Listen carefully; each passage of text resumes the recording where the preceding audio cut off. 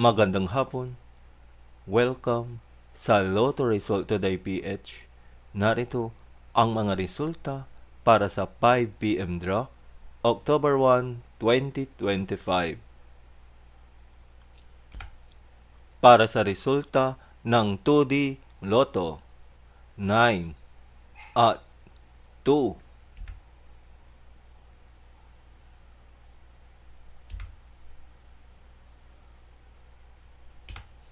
Para sa resulta ng 3D Lotto, 8, 0 at 7.